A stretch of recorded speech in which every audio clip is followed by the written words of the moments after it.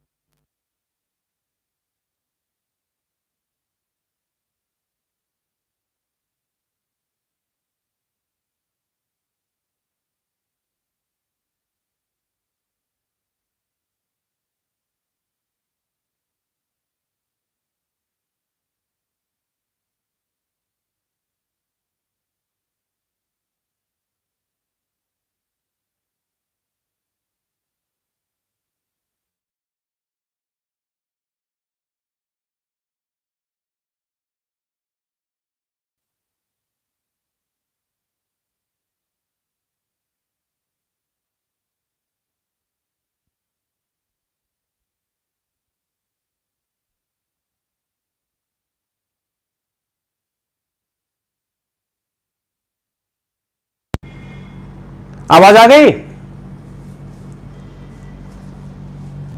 आवाज आई नहीं आई?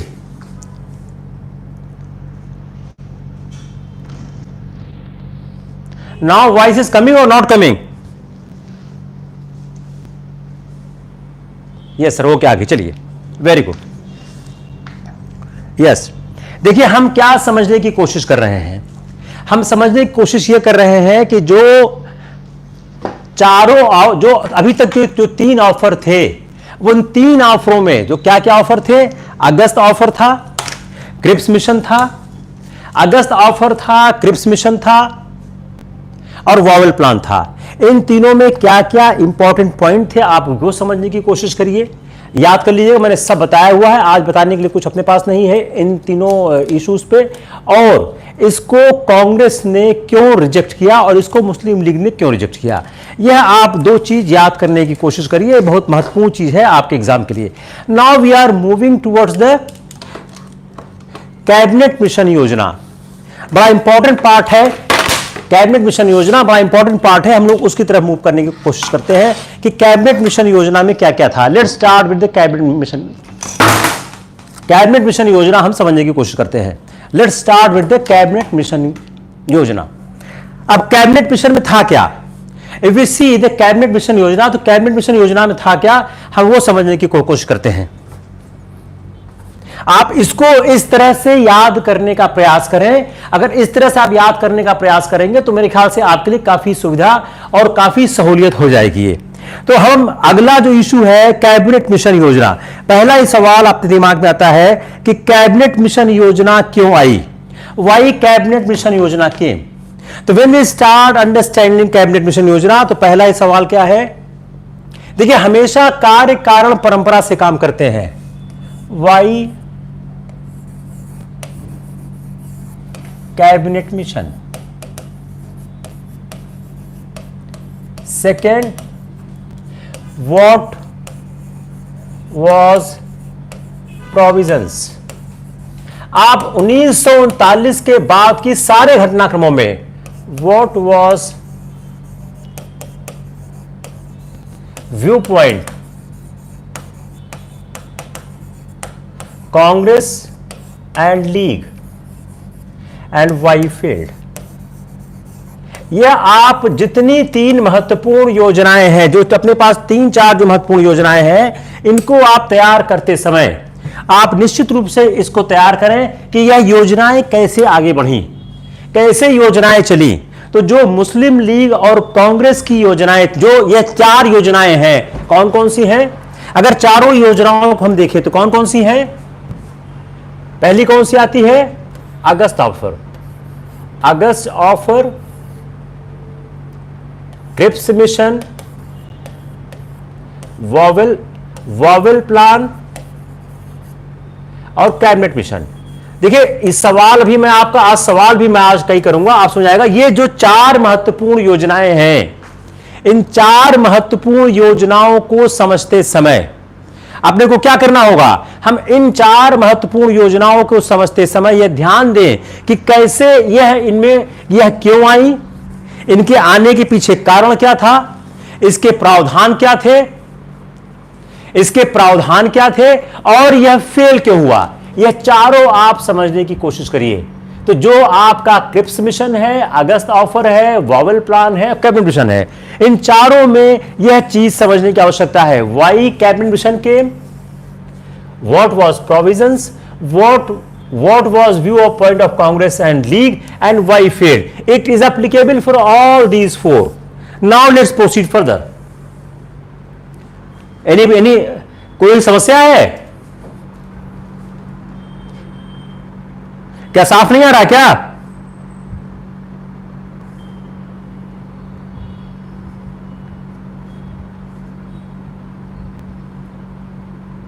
Any problem? Okay, चलो, वेरी गुड। चलो, अब इन चार समस्याओं के आलोक में हम आगे बढ़ने की कोशिश करते हैं। हम पहली बात शुरू करते हैं कैबिनेट मिशन को लेके कि कैबिनेट मिशन क्यों आया, कैबिनेट मिशन आने का कारण क्या था, और कैबिनेट मिशन क्यों आया। पहले सवाल, क्यों कैबिनेट मिशन आया? क्यों कैबिनेट मिशन आया?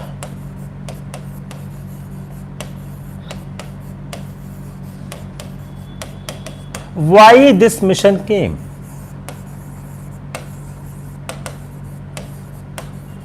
आप ये लोग ये चारों पॉइंट लिख लीजिए, आप ये note down all these 4 points. Why cabinet mission came, cabinet mission आया क्यों, इसके आने के पीछे कारण क्या था, कैबिनेट मिशन के आने के पीछे क्या कारण था। अगर हम समझने की कोशिश करें कि जब लॉर्ड वेवेल ने जब वेवेल वायसराय हुए, When Wavell became the viceroy. अब एक सवाल और क्या हो गया, वेवेल वायसराय किसके बाद बने? लिनलिथगो के बाद वेवेल वायसराय बने। अब आप लोग एक काम और करिए, 1939 से लेके 1947 तक वायसराय की लिस्ट बनाइए। देखिए, सब मैं कर नहीं सकता हूं, लेकिन मैं आपको आइडिया दे सकता हूं। वायसराय की लिस्ट बनाइए। 1939 से 1947 तक के बीच वायसराय की आप लिस्ट बनाइए और आप उसको क्रोनोलॉजी से याद करिए। यहां पर कांग्रेस अध्यक्ष की आवश्यकता नहीं है। क्यों नहीं है? क्योंकि 1939 में 1940 के बाद से कांग्रेस अध्यक्ष एक ही रहे हैं, वो रहे हैं मौलाना आजाद। जो रामगढ़ कांग्रेस हुई है 1940 में, जो 1940 में रामगढ़ कांग्रेस हुई है, उसमें मौलाना आजाद अध्यक्ष हो गए और उसके बाद चूंकि कांग्रेस बैन हो गई थी और कांग्रेस में कोई नया अध्यक्ष नहीं बना, तो मौलाना आजाद 1940 से 1946 तक अध्यक्ष रहे और 47 में अध्यक्ष कौन हो गया? कृपलानी हो गए। ये कांग्रेस की ये आप देखिए, अब आपका सवाल क्या हो गया? 1939 से 47 तक वायसराय की लिस्ट एक सीरीज में, और 39 से 47 तक कांग्रेस अध्यक्ष की लिस्ट, जिसमें खास फर्क नहीं आ रहा है। और तीसरा पीसीएस का सवाल है या लोअर सबऑर्डिनेट का है कि जब भारत आजाद हुआ तो ब्रिटेन में किस दल की सरकार थी और कौन प्रधानमंत्री था? इसको आप बिल्कुल तैयार करिए। किस दल की सरकार थी और कौन प्रधानमंत्री था? किस दल की सरकार थी और कौन प्रधानमंत्री था, यह भी आपको याद करने की आवश्यकता है। तो इतने सवालों को आप देखने की कोशिश जरूर करिए, क्योंकि यह सवाल जो है आपके एग्जाम से कहीं न कहीं से तुम्हें छोड़ा है। अब देखिए, जब जिस समय कैबिनेट मिशन आता है, निम्नलिखितों के हट जाने के बाद वॉवेल बन जाते हैं भारत के वायसराय, और उन्होंने एक सभी दलों की कॉन्फ्रेंस बुलाई जो विफल हो गई। तो वॉवेल ने क्या किया? सभी दलों की कांग्रेस बुलाई,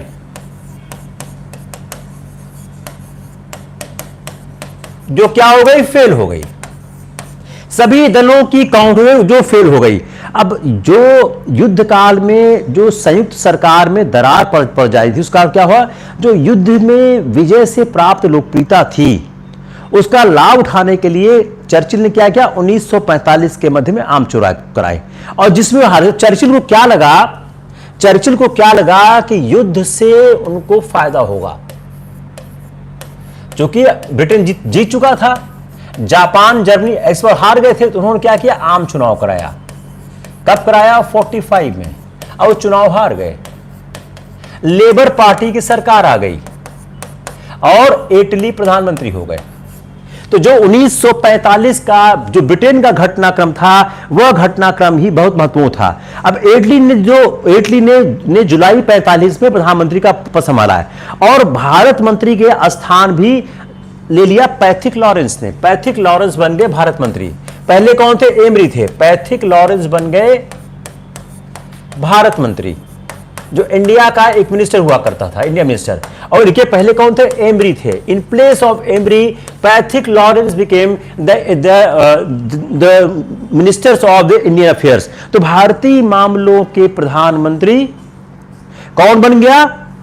पैथिक लॉरेंस बन गए। अब सरकार के पास दो विकल्प था। मैंने कल भी बात की, आज फिर रिपीट कर रहा हूं, मैं जानबूझ के रिपीट करता हूं। अब सरकार क्या कर सकती थी? दो विकल्प थे। विकल्प एक, बलपूर्वक भारत पर कब्जा, by force the control of India. Second, to think about liberation. I have explained yesterday कि जो सेकेंड ऑप्शन है वह किस तरह से काम कर रहा था। उन्होंने क्या बोला? दूसरे पर उन्होंने सोचना आरंभ किया। कि उनके पास दो ऑप्शन थे, या तो वह भारत पर बलपूर्वक कब्जा करते, या वह यह सोचते कि कैसे भारत को हम, किस तरह से भारत को हम आजाद कर दें। तो उन्होंने क्या किया? उन्होंने दूसरे वाले मामले पर सोचना आरंभ किया। उन्होंने दूसरे वाले मामले पर सोचना आरंभ किया। जब दूसरे वाले मामले पर सोचना आरंभ किया, तो भारत की आजादी की मांग सामने आ गई। अब जब भारत की आजादी की मांग सामने आ गई, सत्ता परिवर्तन, नीति परिवर्तन,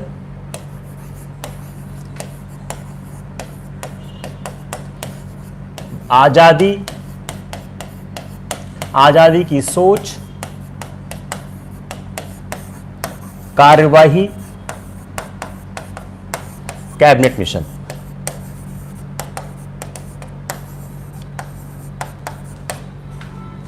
इंग्लैंड में सत्ता परिवर्तन होता है, वहां पर सोच में परिवर्तन होता है, आजादी देने की सोच सामने आती है, और वो सोचते हैं इसको कार्रवाई कैसी की जाए। उस कार्रवाई के लिए उन्होंने क्या किया? भारत को आजाद करने में सोचते हैं। अब भारत को आजाद करने में जो सोचने में वह क्या कारण था? जैसे मैंने कल बताया कि भारत में दिक्कत क्या थी कि उनके पास लगा कि देश के अंदर सेनाएं भी उनके साथ नहीं आ रही हैं, और उसके साथ साथ लोगों का इंटरेस्ट भारत में नहीं आ रहा था। अब यह जो सोच आ रही थी, इस सोच के पीछे कारण क्या थे? ये सोच के पीछे कारण क्या थे? सेना, प्रशासनिक समस्या, इंग्लैंड की जर्जर राजनैतिक आर्थिक अवस्था, इंग्लैंड की जर्जर राजनैतिक आर्थिक अवस्था। अगर यह सवाल होता है आजादी की सोच 1945 में सरकार बदलते क्यों आने लग गई, तो कोई ब्रिटेन की सदाशयता नहीं थी इसमें। डोंट सर्च दिस कि इसमें ब्रिटेन की कोई सदाशयता थी या ब्रिटेन कुछ नहीं, उसमें सिर्फ एक कारण था। क्या कारण था? क्या कारण था कि जो हालात थे वह हालात इनके नियंत्रण से बाहर आ गए थे, वह हालात इनके नियंत्रण से बाहर आ चुके थे। उनको लग गया था कि अब इसको भारत को आजाद करने के अलावा कोई और रास्ता उनके पास नहीं होता है। अब जब जो सरकार थी, लेबर सरकार थी, एटली थी, वह पहले से मान रही थी कि जो देश है अपने शासन का फैसला करे। तो उन्होंने 15 मार्च 1946 को उन्होंने भाषण दिया हाउस ऑफ कॉमन्स में। 15 मार्च 1946 को उन्होंने भाषण दिया। भाषण देते समय उन्होंने क्या बोला? जब उन्होंने हाउस ऑफ कॉमन्स में 15 मार्च 1946 को बयान दिया, उन्होंने क्या बोला? भारतीयों सेल्फ डिटर्मिनेशन और कॉन्स्टिट्यूशन, भारतीयों को सेल्फ डिटर्मिनेशन का राइट है और अपना कॉन्स्टिट्यूशन बनावे, और अपना कॉन्स्टिट्यूशन बनावे। दो महत्वपूर्ण बात उन्होंने हाउस ऑफ कॉमन्स में कही, और इस बात को ध्यान में रखकर उन्होंने यह भी कहा कि हम अल्पसंख्यकों के अधिकारों के बारे में सजग हैं और अल्पसंख्यकों को बहुसंख्यकों पर निषेधाधिकार नहीं दे सकते हैं। उन्होंने पहली बार कही कि अल्पसंख्यक बहुसंख्यक की प्रगति को रोक नहीं सकते हैं।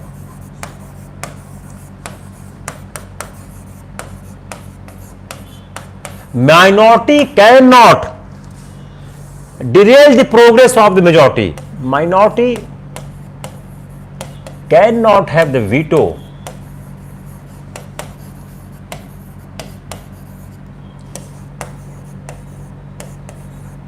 to derail the progress of majority।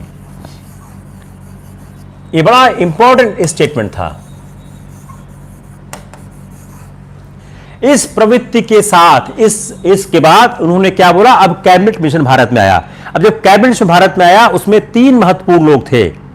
Cabinet mission में 3 महत्वपूर्ण लोग थे। वो लोग कौन कौन थे? उनके नाम भी आपको याद होने चाहिए। Pethick Lawrence,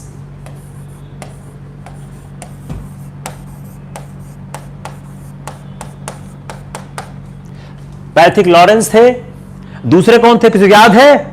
Cripps Alexander, Cripps Alexander. ये सब तो आपको याद होना चाहिए। बहुत से लोग क्लास को दूसरी तीसरी बार कर रहे हैं। पैथिक लॉरेंस, क्रिप्स और अलेक्जेंडर, ये 3 लोग वहां पर आए हुए थे। ये 3 जो थे, यह 3 लोग, वह 3 लोग क्या थे? यह 3 लोग थे जिन्होंने कैबिनेट मिशन में इन्होंने कैबिनेट मिशन में पार्टिसिपेट किया। Got it?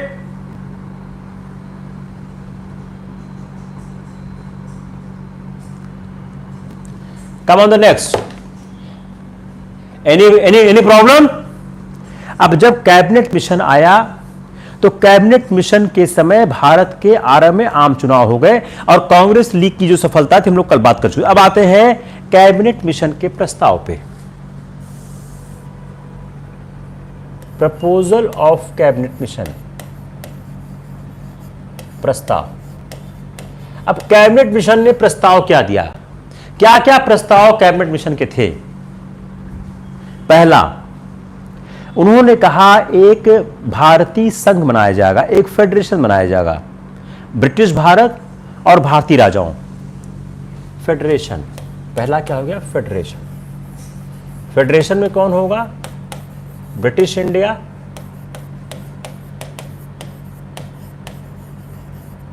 Plus princely state.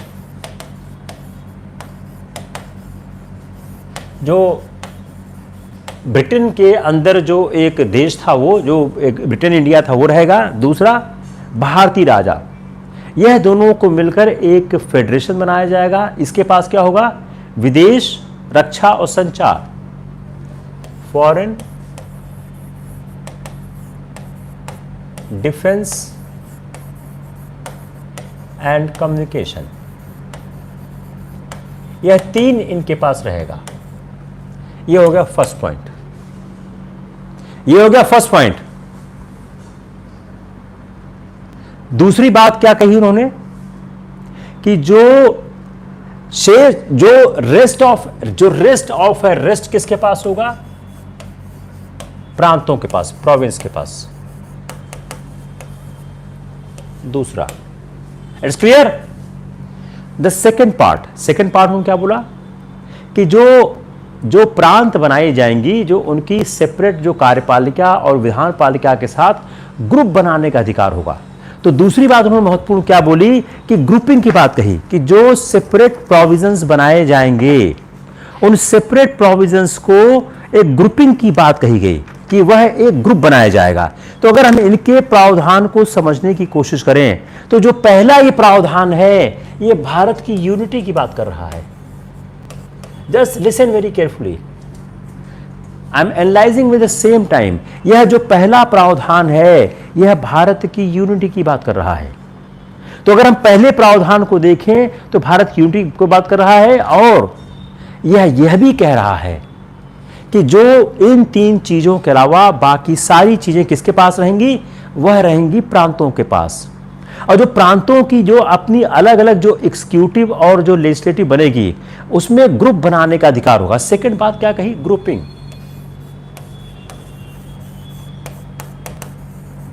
जो प्रोविंस का जो एग्जीक्यूटिव लेजिस्लेचर जो बनाया जाएगा,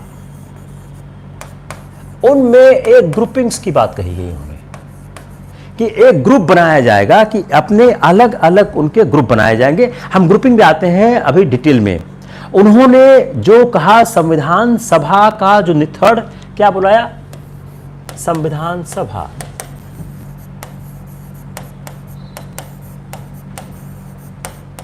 constituent assembly.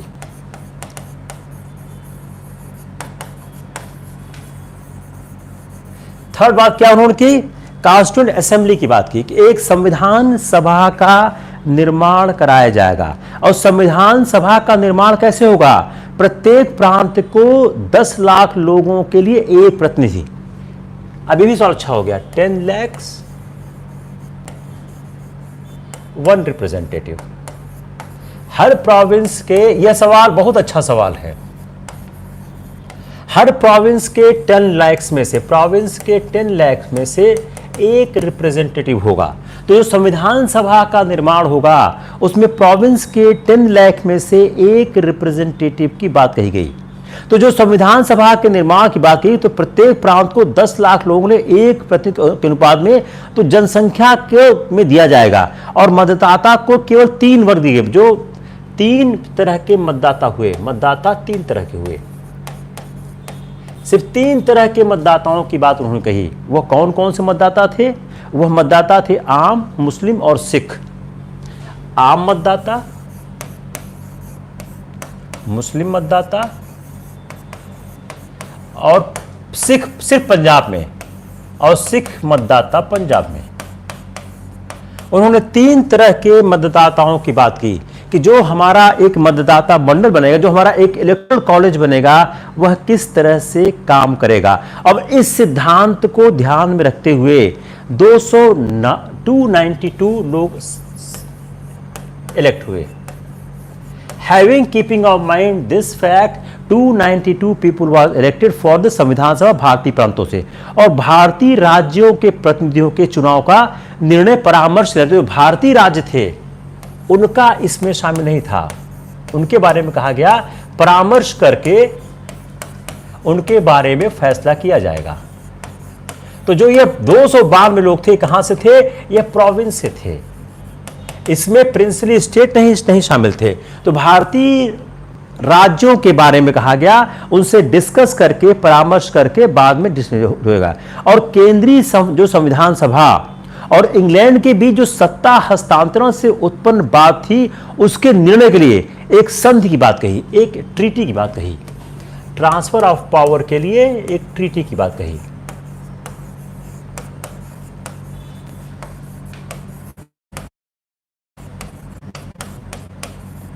Transfer of power के लिए एक ट्रीटी की बात कही इन्होंने।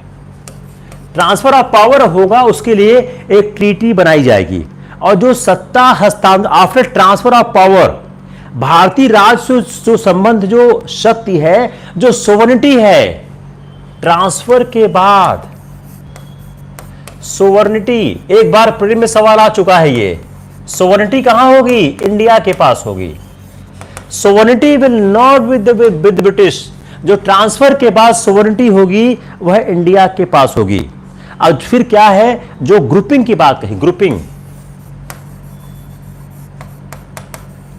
ए, बी एंड सी, हम उस पर थोड़ा सा डिस्कस करते हैं।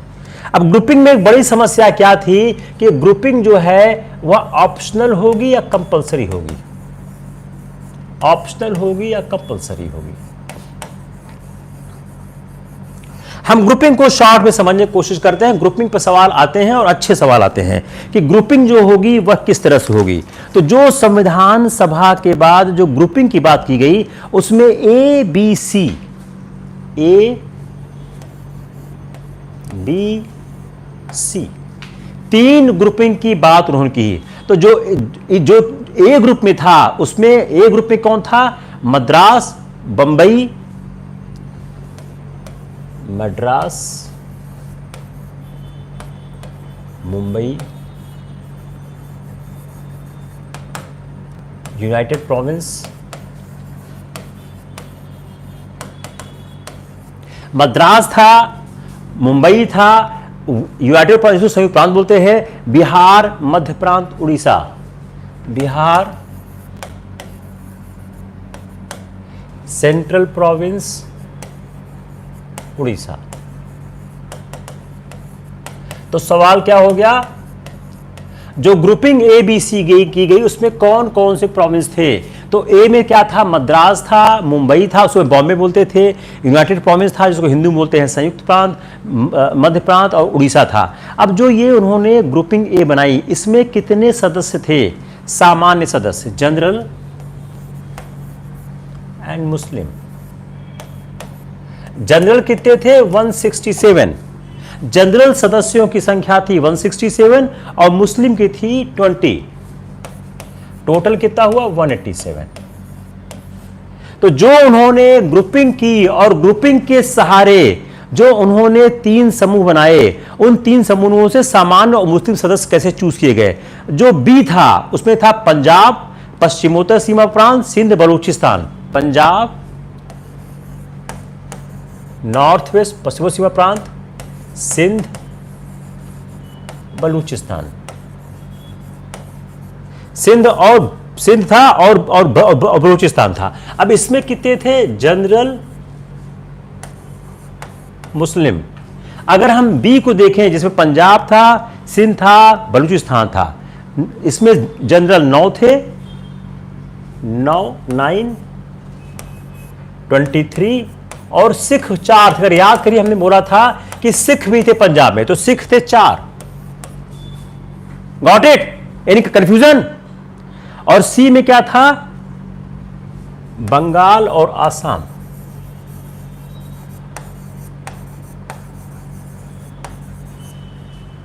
It's clear? किसको क्लियर नहीं हो रहा है?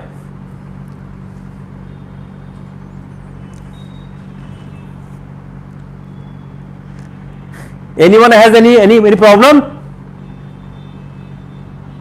No problem. चलिए, वेरी गुड। तो डी में इसमें क्या था? बंगाल और आसाम था। अब जो बंगाल और आसाम में क्या था? General 34, Muslim 36। It's clear? तो ये हो गई ग्रुपिंग। अब इस ग्रुपिंग में देशी रियासत की बात नहीं थी। तो जो ये ग्रुपिंग की ए बी सी, अब कैबिनेट मिशन ने क्या सलाह दी? उन्होंने सलाह दी कि जब संविधान तैयार किया जा रहा, कैबिनेट मिशन की सलाह क्या थी। अब इस ग्रुपिंग को समझने में हम आते हैं, कैबिनेट मिशन चाहता क्या था, कैबिनेट मिशन की एडवाइस क्या थी।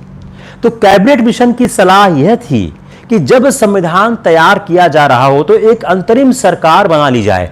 जब आप कॉन्स्टिट्यूशन बनाओ, while making in the constitution, go for interim government, go for interim government। जब आप संविधान बना रहे हो उस समय आप इंटरिम गवर्नमेंट के लिए जाओ और इंटरिम गवर्नमेंट बना लो, और वह ऐसी गवर्नमेंट हो जिसमें जनता का समर्थन प्राप्त हो, और युद्ध संबंधी जो विषय है सभी पोर्टफोलियो, सारे portfolio, all portfolio including the defence, all portfolio with interim government. तो इन्होंने क्या बोला, अभी तक युद्ध का नहीं दे रहे थे, ऑल पोर्टफोलियो इंक्लूडिंग डिफेंस, युद्ध का मामला लेके भी। It is a major change in the cabinet mission. अगर आप पहले के मिशंस को याद करें तो उसमें युद्ध पोर्टफोलियो जो युद्ध का था वो नहीं दे रहे थे। तो उन्होंने बोला कि सारे पोर्टफोलियो जनता उन्हीं के पास हो जो इंटरिम सरकार बनेगी, और यह जो इंटरिम सरकार है वह अपनी शक्तियों, या इंटरिम सरकार है, देखो एकदम साइंस से पढ़ा रहा हूं मैं, इंटरिम गवर्नमेंट जो है जब तक स्थायी संविधान नहीं बनता है, जब तक स्थायी संविधान नहीं बनता है, जब तक स्थायी संविधान नहीं बनता है, यह इंटरिम गवर्नमेंट कार्य करेगी। जब तक स्थायी संविधान नहीं बनता है तब तक यह इंटरिम गवर्नमेंट काम करेगी। मतलब क्या हो गया कि स्थायी संविधान के बाद यह इंटरिम गवर्नमेंट काम नहीं करेगी। तो यह अंतरिम सरकार उस समय तक काम करेगी, अपनी शक्तियों का प्रयोग करेगी जब तक स्थायी संविधान पर सहमति नहीं बन जाए। तो स्थायी संविधान पर जब तक सहमति नहीं बनती है, तो जब सहमति स्थायी संविधान पर बन जाएगी तब यह बात खत्म हो जाएगी। तो स्थायी संविधान पर सहमति एक बहुत बड़ा मुद्दा था, कहते हैं कैबिनेट मिशन के टाइम पे। अब मुस्लिम लीग ने एक संकल्प पारित किया और कैबिनेट मिशन योजना को स्वीकार किया, और जिन्ना को अधिकार दिया कि वह अंतरिम सरकार के गठन के बारे में वायसराय से बात करें। मुस्लिम लीग ने स्वीकार कर लिया, मुस्लिम लीग ने स्वीकार किया, अधिकार दिया कि अंतरिम सरकार के बारे में वायसराय से बात करें, अंतरिम सरकार के बारे में वायसराय से बात करें। तो अब देखें, अभी तक के जितने प्रपोजल थे वह मुस्लिम लीग स्वीकार नहीं कर रही थी, लेकिन कैबिनेट मिशन को उन्होंने, वह मुस्लिम लीग स्वीकार नहीं कर रही थी, लेकिन कैबिनेट मिशन को उन्होंने स्वीकार किया। और इस ने दोनों कैबिनेट पहले स्वीकार किया, लेकिन जुलाई 1946 को मुस्लिम लीग ने अपनी स्वीकृति वापस ली। स्वीकार किया, फिर क्या किया, स्वीकृति वापस ले लिया।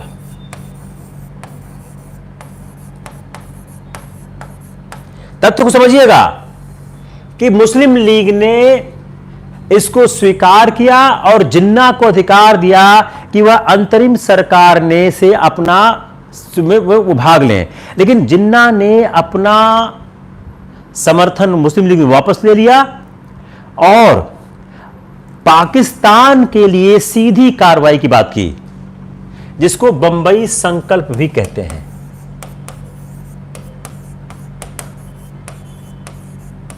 अब एक सवाल आपके दिमाग में आना चाहिए कि जब मुस्लिम लीग ने एक बार स्वीकार कर लिया तो उन्होंने वापस क्यों लिया?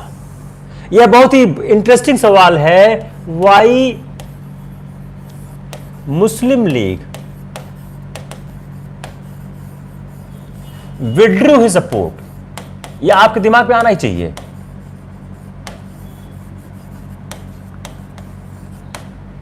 कि मुस्लिम लीग ने अपना समर्थन वापस क्यों लिया, उसके बारे में जो कारण क्या है। मुस्लिम लीग ने मिशन से दो का, पहला कांग्रेस का मानना था कि जो संविधान सभा है एक संप्रभु इकाई है, एक क्या है, सोवरेन बॉडी है। इसका मतलब क्या हुआ, वह उन प्रतिबंधों से बंधी हुई नहीं है जो उस पर कैबिनेट मिशन योजना द्वारा लगाए गए थे। या समझने की कोशिश करिए कांग्रेस क्या बोल रही है।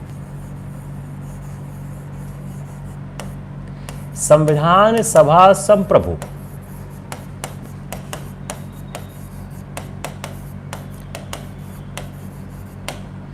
कॉन्स्टिट्यूएंट असेंबली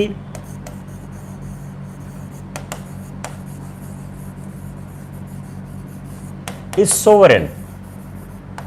तो जब कॉन्स्टिट्यूएंट असेंबली सोवरेन हो गई, when the constituent assembly is sovereign, what does it mean, कि वह कैबिनेट मिशन योजना के द्वारा जो भी प्रतिबंध लगाए गए हैं उससे बंधी नहीं है। इसका एक और मतलब क्या हो गया कि वह संविधान सभा बनाने के अलावा किसी और मुद्दे से उसका कोई ताल्लुकात नहीं है।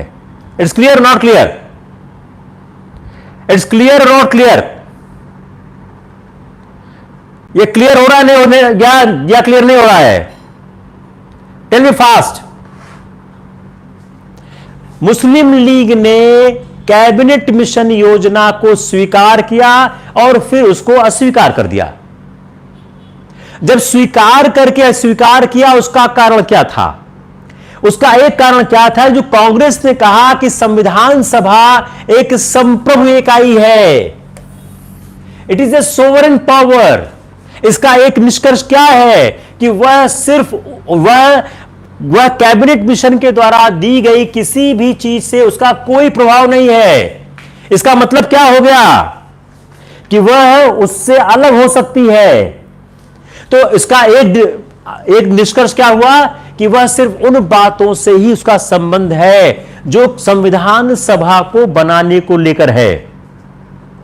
और कांग्रेस ने और नेहरू ने केंद्र के शक्तियों के विस्तार की जरूरत भी बताई। तो पहला महत्वपूर्ण चीज क्या हो गया कि जो संविधान सभा, Veena Singh little bit confusing, okay I am again clearing, again clarifying. Listen, cabinet mission आता है, उसको पहले मुस्लिम लीग स्वीकार करती है,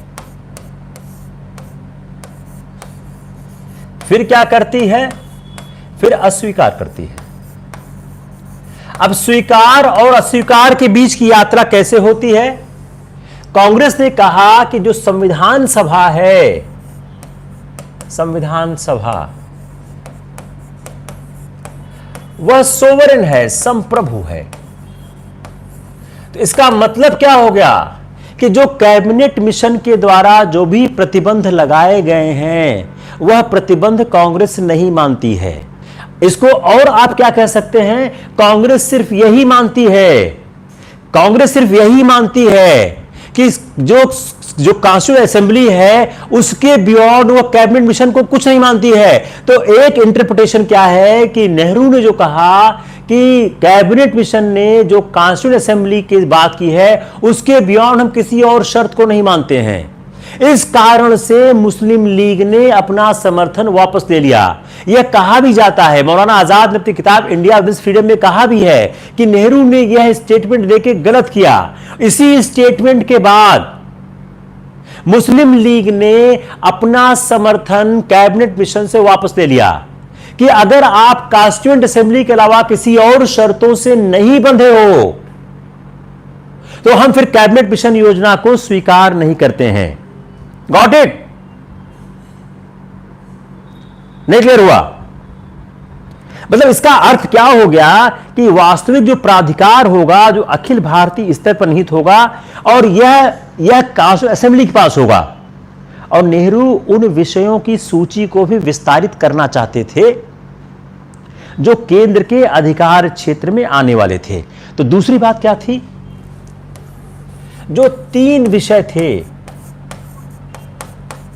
क्या थे? रक्षा, विदेश, संचार।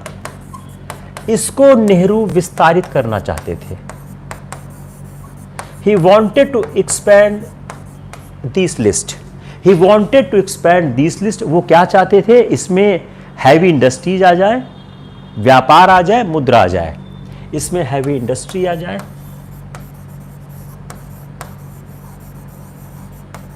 ट्रेड कॉमर्स आ जाए और क्वाइनेज आ जाए।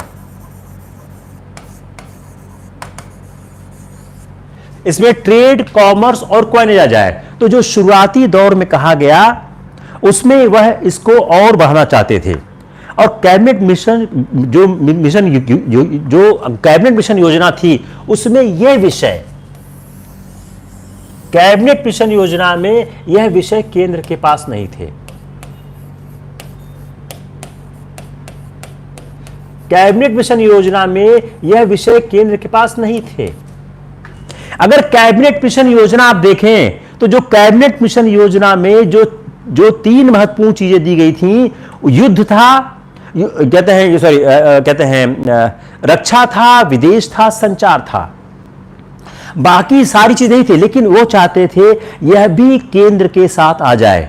मुस्लिम लीग के लिए इसका मतलब क्या था कि कांग्रेस का कैबिनेट मुस्लिम लीग का इसलिए इसका मतलब क्या था कि अगर ये सारे विषय उनके पास चले जाएंगे और संविधान सभा में जो एक प्रचंड बहुमत है उसका प्रयोग करके हिंदू आधिपत्य स्थापित होगा। दूसरा, ये क्लियर नहीं हुआ? It is clear not clear? ये क्लियर हुआ या नहीं हुआ? वीना सिंह क्लियर होगा? दूसरा इशू क्या था?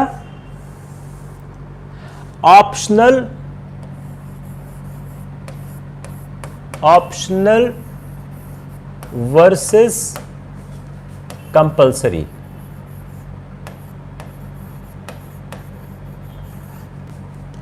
ऐच्छिक, वैकल्पिक,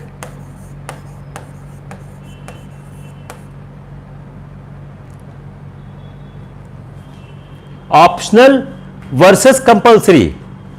तो अगर इसको हम देखें तो जो सामूहिकरण था, सामूहिकरण के बारे में कांग्रेस यह मानती थी कि इसे स्थायी बना जाए। यह ऑप्शनल नहीं होगा,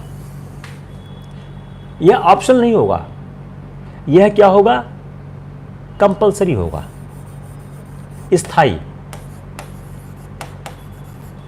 यह स्थायी होगा। तो जो उन्होंने ग्रुप ए, ग्रुप बी और ग्रुप सी बनाया, यह group A, group B, group C क्या होगा? यह group A, group B, group C के मामले में जो प्रांतों के सामूहिक को कांग्रेस अंतिम मानती थी, अब मुस्लिम लीग इसको अंतरिम मानती थी और मुस्लिम लीग इसे स्थायी मानती थी। मुस्लिम लीग क्या मानती थी? यह स्थायी हो।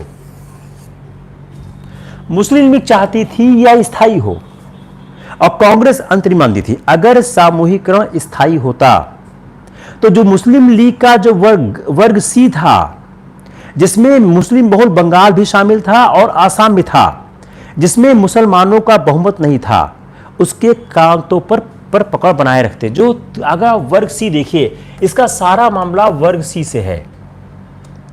वर्ग सी में क्या है? बंगाल है और आसाम है।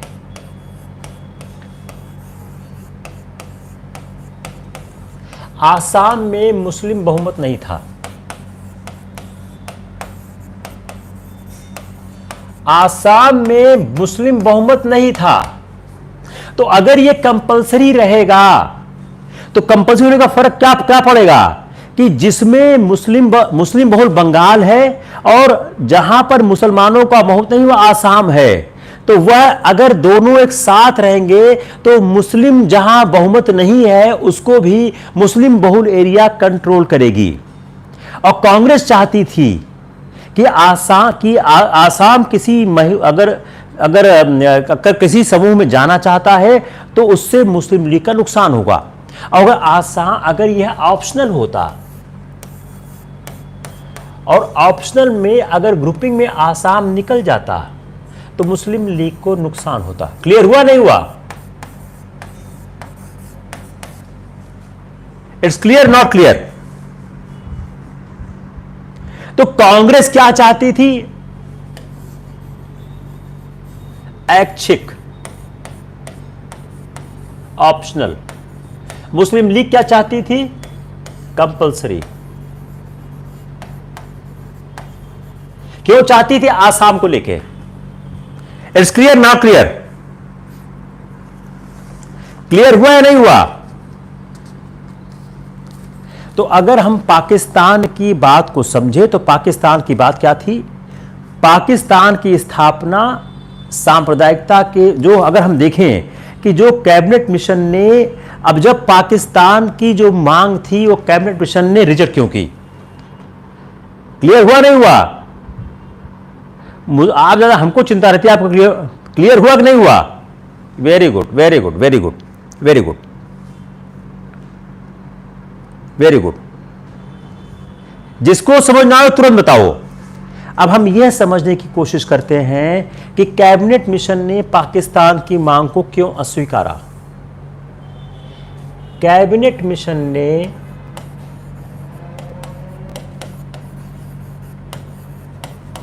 पाकिस्तान की मांग को क्यों अस्वीकारा?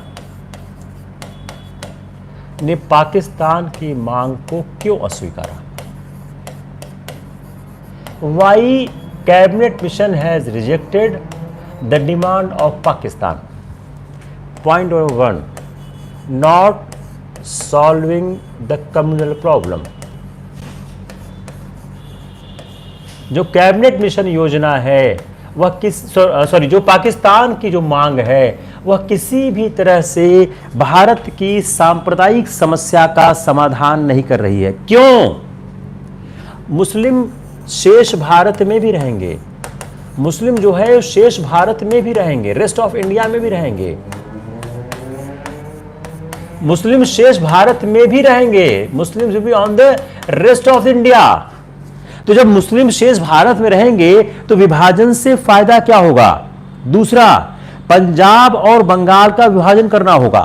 सेकंड, पंजाब एंड बंगाल, ये सब प्री में आ सकता है। सेकंड, पंजाब एंड बंगाल, इनका आप डिवीजन करोगे तो जो पंजाब और बंगाल का डिवीजन है, पंजाब और बंगाल का जो डिवीजन होगा, जो कि अधिक जो लोगों की इच्छा के विपरीत होगा, हर आदमी सहमत नहीं होगा। तीसरी बात, जो पंजाब के सिख है दो भागों में बढ़ जाएंगे।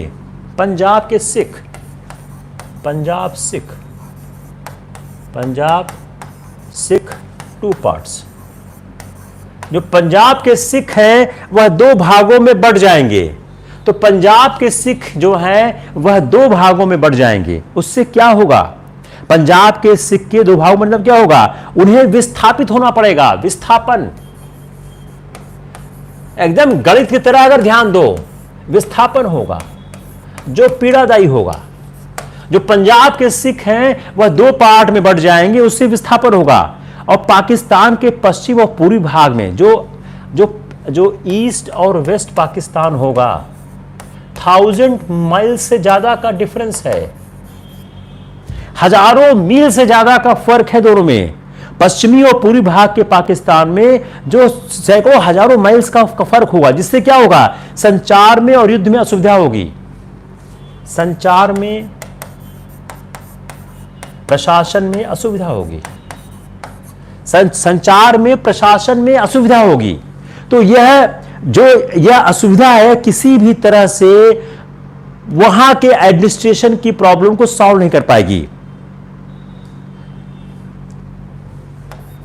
पांचवा, जो भारतीय राज्य हैं उनको एक या दूसरे संघ चुनने में असुविधा होगी। जो भारतीय राज्य होंगे, जो भारतीय राज्य होंगे, प्रिंसिपल स्टेट हैं, उनको वन वर्सेस अनदर में दिक्कत आएगी।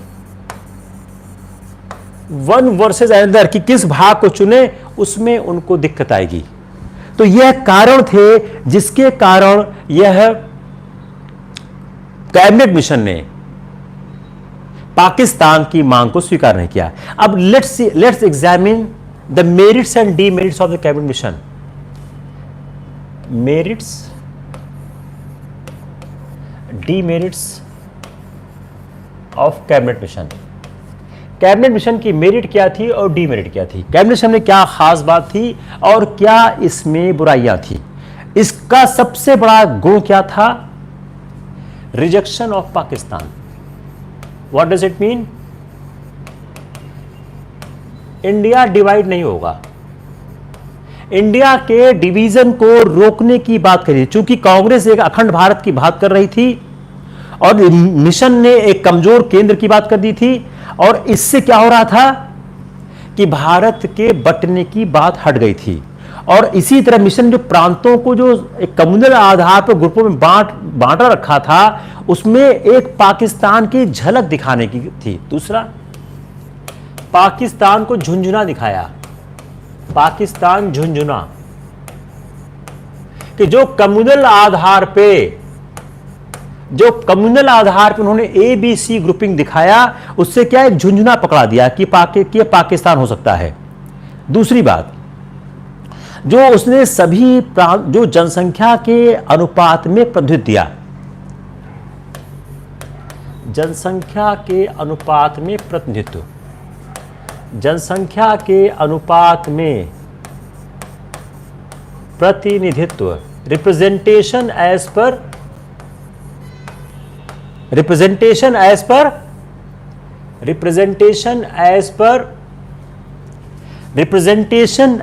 पर पॉपुलेशन। और उन्होंने 3 प्रकार के सांप्रदायिक ग्रुपों की मान्यता दी, जनरल, मुस्लिम और सिख, और शेष छोड़ दिया यूरोपीय ईसाई। जो प्रथम बार सेल्फ डिटर्मिनेशन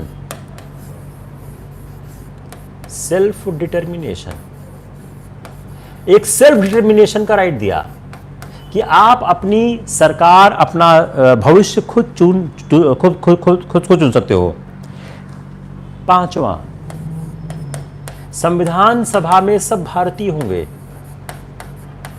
सभा में सब भारतीय होंगे, all Indians in the constituent assembly. Constituent assembly में जो भी होंगे वह सब के सब भारतीय होंगे, सारे अंतरिम विभाग भारतीयों को।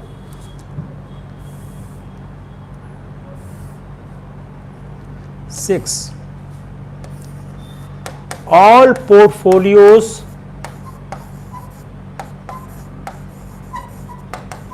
किसको? इंडियन को। सभी पोर्टफोलियो इंडियंस को दिए जाएंगे। आप याद करिए, हम लगातार बोल रहे थे कि लोग बार लड़ाई करते थे कि जो डिफेंस है वो हमारे पास ही रहेगा। 7th, अपना संविधान और Commonwealth, your constitution and you can choose to be part of Commonwealth और not, choose to be part of Commonwealth और नॉट। कॉमनवेल्थ के आप पार्ट बनना चाहते हो, नहीं बनना चाहते हो, ये आपकी इच्छा पर है, या आपके ऊपर कोई दबाव नहीं है। आपको चाहे तो आप चूज करें, कॉमनवेल्थ के पार्ट होना चाहते हैं और कॉमनवेल्थ के पार्ट नहीं होना चाहते हैं। क्लियर हुआ? It's clear, not clear?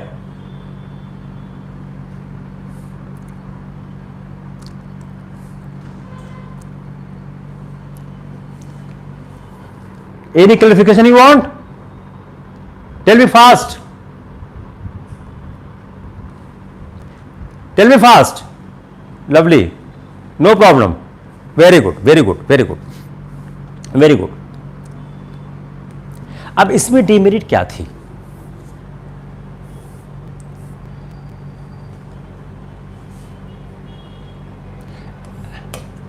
Pakistan खुश नहीं था,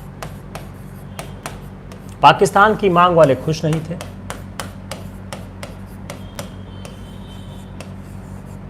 जो पाकिस्तान की मांग वाले थे वह खुश नहीं थे, क्योंकि उनको पाकिस्तान का कोई आसरा नहीं मिल रहा था, पाकिस्तान की कोई बात यहां पर नहीं आई थी।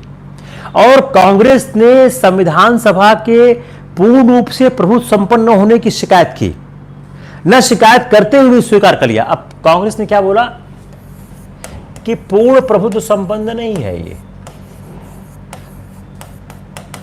यह शिकायत करके भी इसको स्वीकार किया। कांग्रेस ने शिकायत किया कि पूरी तरह से पूर्ण प्रभुत्व संपन्न नहीं, लेकिन फिर भी उन्होंने स्वीकार कर लिया। और मुस्लिम लीग ने पहले ही अपना रोष प्रकट करके अस्वीकृति दे दी, क्योंकि मुस्लिम लीग को लग रहा था कि उसको कुछ खास प्राप्त नहीं हो रहा है। जो सिख नेता थे वह भारत के पक्ष में शुरू में थे, लेकिन अगर पाकिस्तान की मांग मांगी जाती है तो उनको सिख राज चाहिए। मास्टर तारा सिंह ये भी कह रहे थे, सिख राज चाहिए। अगर पाकिस्तान की मांग मांगी जाती है तो उनको सिख राज भी चाहिए। और इस मांग का वो समर्थन देकर क्या कर रहे थे, वह पाकिस्तान की मांग का काउंटर वेट कर रहे थे।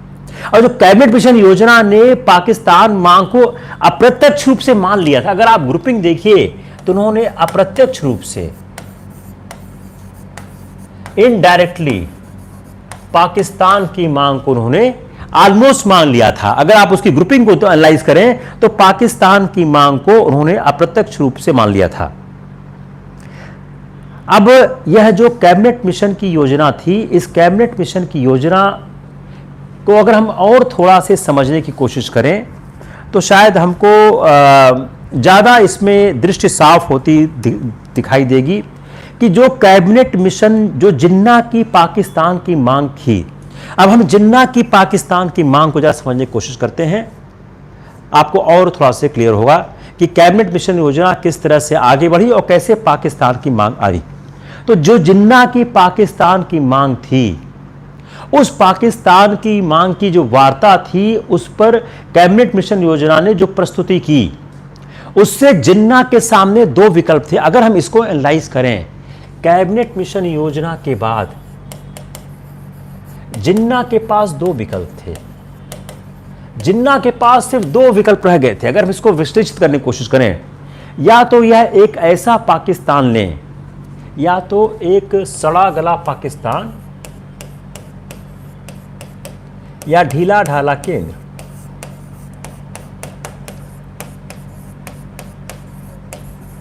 Only two option Jinnah was having. या तो वह एक ऐसा सड़ा गला पाकिस्तान ले लें जिसमें कुछ खास था नहीं, आपने उस पाकिस्तान के हश्र को आपने देखा ही, तो या तो वह एक ऐसा पाकिस्तान ले ले जिसमें कुछ खास इशू नहीं है, या तो वह एक ऐसा केंद्र लेने जो कि ढीला ढाला केंद्र हो। अब जिन्ना के पास दो ही विकल्प रह गए थे। अब जिन्ना करते तो क्या करते? अब मुसलमानों को एक राष्ट्र के अंदर एक राष्ट्र के अंदर रखना अब जिन्ना के लिए आसान नहीं रह गया था। तो मिशन का क्या कहना था कि संप्रभुता संपन्न पाकिस्तान बनाया जाना संभव नहीं है। मिशन क्या बोलता है? एक सोवरेन पाकिस्तान नहीं बन सकता। If you analyse the cabinet mission proposal, तो व्हाट इज सेइंग कि you can not make a sovereign Pakistan. क्यों? क्योंकि इसमें गैर मुसलमानों की भी बहुत बड़ी संख्या होगी। आसाम और बंगाल में 48% थे, जो आपका ग्रुपिंग सी था। आसाम और बंगाल में 48.3% गैर मुस्लिम थे।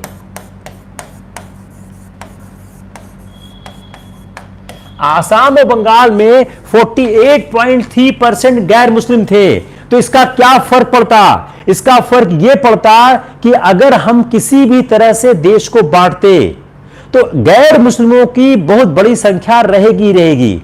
और सांप्रदायिक आत्मनिर्णय के जिस सिद्धांत की लीग बात कर रहा था, जो एक लीग जो बात करता था कि सांप्रदायिक आत्मनिर्णय का अधिकार मिलना चाहिए, उसके अंतर्गत पश्चिम बंगाल का जो हिंदू बहुल क्षेत्र था, जिसमें कलकत्ता भी शामिल था, जहां मुसलमान कुल 23% थे। कलकत्ता में मुसलमान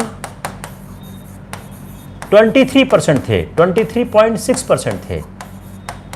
तो जो एक लीग आप निर्णय की बात कर रहा था, उसमें एक बहुत बड़ी संख्या ऐसी थी जहां पर हिंदू भी थे। और जो पंजाब था, उसमें जो सिख थे, हिंदू जो प्रधान थे, अंबाला और जालंधर थे, उनको अलग करना आसान नहीं था। तो बंगाल और पंजाब का विभाजन, तो समस्या क्या आ गई? बंगाल और पंजाब का विभाजन, बंगाल पंजाब का विभाजन। अगर आप देखें तो अल्टीमेटली पाकिस्तान यही से बना ना। बंगाल और पंजाब का विभाजन एक बड़ी समस्या थी कि जो भी पाकिस्तान बनता उसमें बंगाल और पंजाब का विभाजन होता। और इसमें क्या होता है, लोकल जो इथिक्स थे, जो लोकल उसका अपना एक फ्लेवर था, उसके ठीक नहीं जा पड़ा था। उसके अलावा आर्थिक, प्रशासनिक एवं सैन्य। एक क्या हो रहा था, अगर विभाजन करते तो एक या आंचलिक स्तर पर समस्या थी, दूसरा आर्थिक, प्रशासनिक, सैन्य, इकोनॉमिक, एडमिनिस्ट्रेटिव एंड मिलिट्री, इन दोनों स्तर पर समस्याएं सामने दिखाई दे रही थी और यह समस्या को हल करना आसान नहीं था। और जो समस्या थी इसको लीग को समझाया भी जा रहा था, लेकिन लीग उससे संतुष्ट नहीं हो रही थी। जो एक कमजोर केंद्र की अवधारणा दी गई, जिसमें कि विदेश, प्रतिरक्षा और संचार की बात कही गई, जिसमें जो संविधान सभा का चुनाव प्रांतीय असेंबलियों को जो ABC के आधार पर किया गया, और इन ABC को अपनी स्वयं की जो एक कार्यकारिणी विधायिका बनाने का अधिकार दिया गया। तो अगर हम इन सारी चीजों को मूल्यांकित करने की कोशिश करें तो जो लीग की चाहत थी कि जो सामूहिकरण है, ग्रुपिंग है, वह कंपल्सरी बनाई जाए, वह चाहती जो ग्रुप बी है, ग्रुप सी है, वो इतना सॉलिड हो जाए कि वह पाकिस्तान की ही तरह हो जाए। और लेकिन कांग्रेस ने क्या किया, दीर्घकालीन, जब कांग्रेस ने ये दीर्घकालीन प्रस्ताव स्वीकार कर लिया तो उससे लीग को लगा कि अब उसके लिए दिक्कत होगी अगर यह ऑप्शनल नहीं, अगर यह कंपल्सरी नहीं हुआ। तो कांग्रेस का कहना क्या था कि सामूहिकरण अनिवार्य न किया जाए, इसको ऑप्शनल किया जाए, लेकिन लीग इससे संतुष्ट नहीं थी। तो कांग्रेस को इस बात पर भी आपत्ति थी कि संविधान सभा के लिए राजवाड़ों से कोई सदस्य चुने नहीं गए थे, और कांग्रेस ने संविधान सभा जो सम्मेलन में घोषणा कर दी कि उनका दल केवल संविधान सभा के चुनाव में भाग लेने के लिए प्रतिबद्ध है। और यहीं पर आकर वह जो कैबिनेट मिशन है वह टूट जाता है। क्लियर हुआ? कैबिनेट मिशन समाप्त कैसे होता है? कैबिनेट मिशन समाप्त कैसे होता है? कैबिनेट मिशन पर मुस्लिम लीग की आपत्ति क्या थी? कैबिनेट मिशन के समाप्त होने में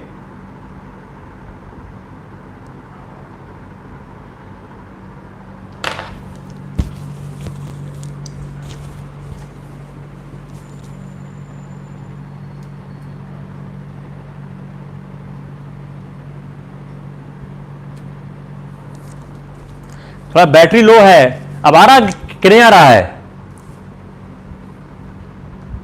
इज स्टार्टिंग और नॉट स्टार्टिंग?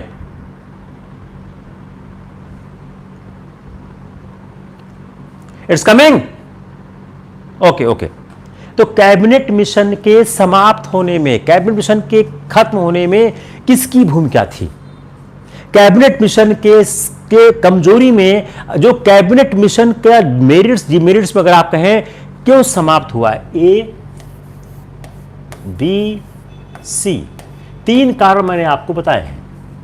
उन 3 कारणों को आप जरूर याद रखिए कि कैबिनेट मिशन क्यों समाप्त हुआ और मुस्लिम लीग को क्या प्रतिक्रिया थी। कैबिनेट मिशन क्यों समाप्त हुआ और कैबिनेट मिशन को लेके उनकी क्या, मैंने आपको तीनों एक्सप्लेन किया है। उसके बाद क्या हो गया, direct action day. Jinnah direct action day पे आ गए। Jinnah came to the direct action day. उन्होंने 16 अगस्त 1946 को पाकिस्तान के लिए सीधी कार्रवाई शुरू कर दी और हिंसा और नरसंहार का कार्य आरंभ हो गया। तो जो बंगाल में नोआखली में हिंसा आरंभ हो गई, उसके बाद भारत विभाजन सामने आता है। अब हम यह समझने की कोशिश करते हैं कि जो आजादी और विभाजन है वो किस तरह हुआ। आजादी और विभाजन के होने के पीछे क्या कारण थे। अगर हम पूरा इस बात को समझने की कोशिश करें कि जो कलकत्ता, नोआखली, बिहार, पंजाब में दंगे हुए, उसके बाद उस नरसंहार के बाद भारत का विभाजन हो गया। उस भारत के विभाजन के पीछे कारण क्या था और भारत के विभाजन के साथ साथ आजादी और विभाजन कैसे मिली। महात्मा गांधी का वह एक बहुत बड़ा काल कहा जाता है। महात्मा गांधी ने यह भी बोला कि जिन्ना को प्रधानमंत्री बना के देश विभाजन को बचाया जा सकता है। हम इस बात को समझने की कोशिश करते हैं कि क्या देश विभाजन बचाया जा सकता था। हम दो महत्वपूर्ण प्रश्नों की तरफ बढ़ने की कोशिश करते हैं। एक,